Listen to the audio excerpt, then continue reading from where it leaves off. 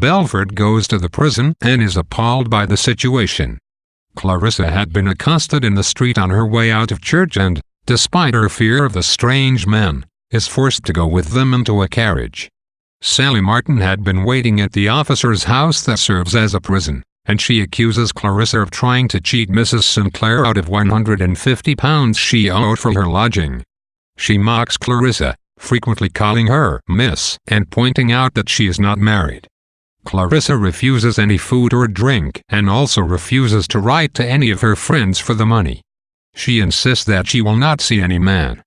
Polly and Sally offer to bring her back to Mrs. Sinclair's and, while Clarissa is at their mercy, she will not treat them politely, and they are rude to her in return. She at first refuses to see Belford because he is a man, but the jailers let him into her room. Belford writes an extremely detailed description of the squalid, run-down room, with Clarissa, all in white, kneeling in a corner of it with her Bible. He notes that somehow her linen is as white as ever even though she would not have been able to change it.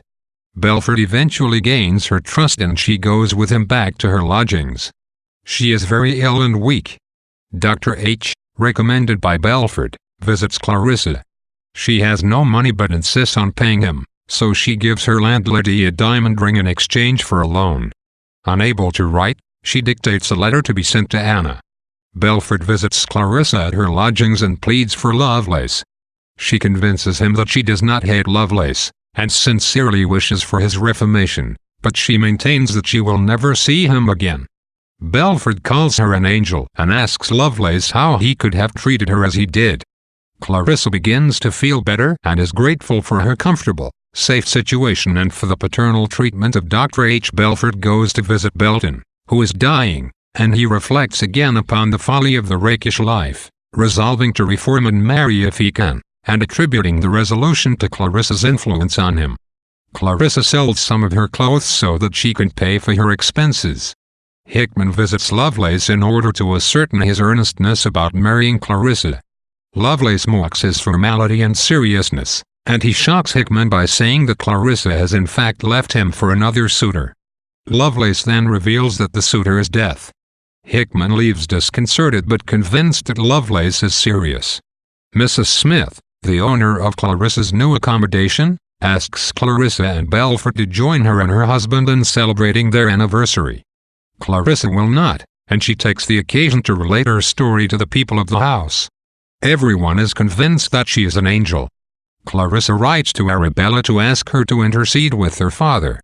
Unbeknownst to Clarissa, Anna also writes to Arabella to tell her of Clarissa's dangerous condition.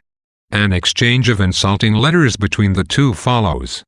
Arabella shows the offensive letters to Mrs. Harlow, who in turn sends them to Mrs. Howe, who writes back an apology. Anna writes to encourage Clarissa to marry Lovelace, now that she is convinced of his earnestness and his innocence of the arrest.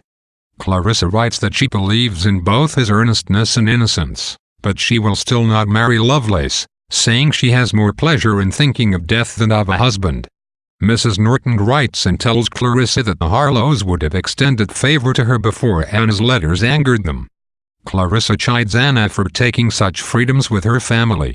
She writes again to Arabella to reconcile,